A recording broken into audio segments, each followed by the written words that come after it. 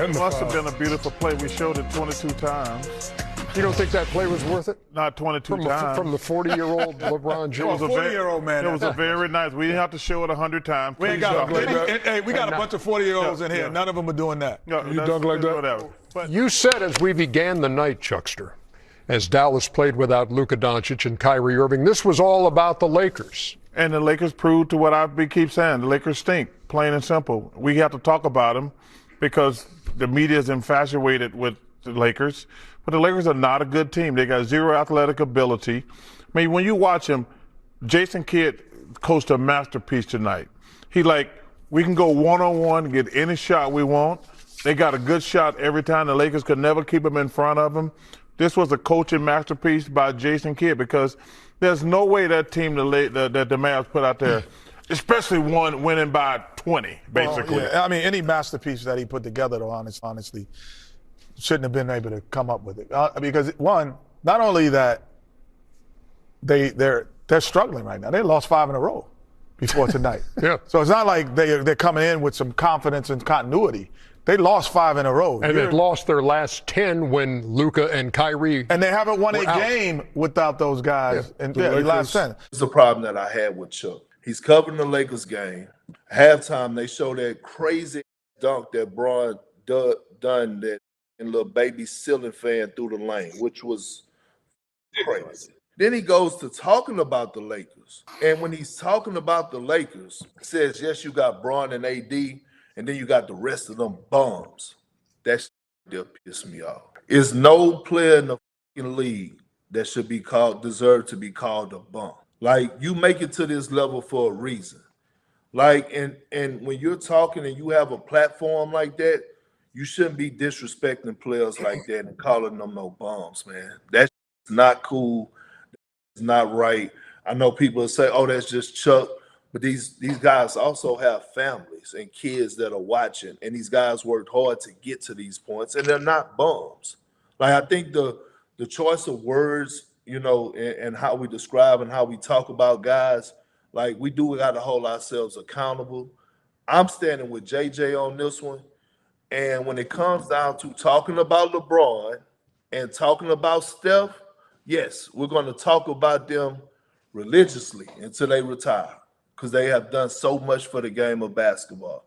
Yo, it's Big Ant, the spokesman, man. We back. Another edition of Urban Politicians TV, UPTV. Make sure you stay on your pivot at all times, man. Had to come tap in, as it seems that little smoke that been in the air for a while now between Kendrick Perkins and Charles Barkley is nowhere near close to coming to an end, as it turned up the other day when Charles Barkley gave the comments about the supporter cast for the Lakers, and as y'all saw right there in the beginning during the halftime show, he was like, why do we got to keep playing the replay of LeBron James dunk? Why they keep posting it and things like that?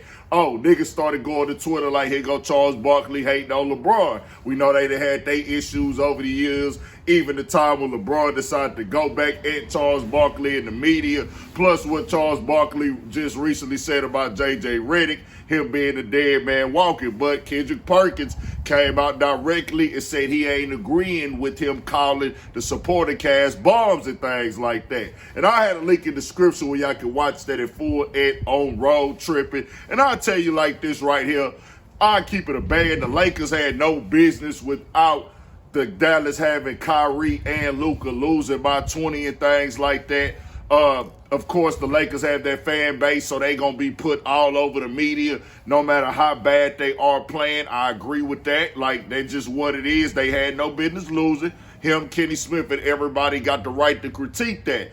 But what Kendrick Perkins is calling out is the insults, the direct disrespect, calling other players bums and things like that and talking down to them. And Charles Barkley does not do it. He does that with a lot of people. He done it over the years. That's what he be doing. That's the way he talk. And that's what the sports analyst and media personality game has came to. Charles Barkley most definitely was not a bum as a player at all. That nigga was really cold on the floor.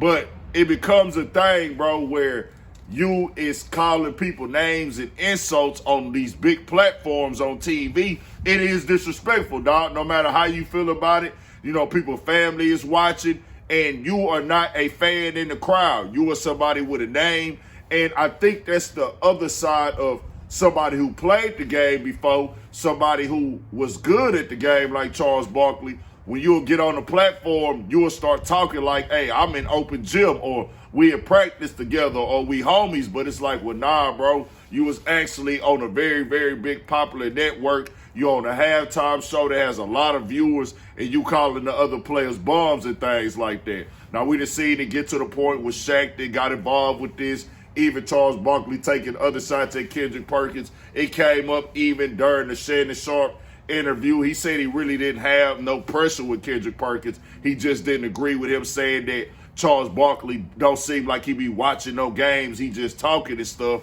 Charles said, nigga, I be watching multiple games all day long. I be watching basketball. So I'll just say this. Charles Barkley does say things that I don't agree with at all. Most of the time, just keeping it 1,000 with the insults. I most definitely am firm on how they downplayed and disrespected Kyrie Irving. Was out of pocket, out of line.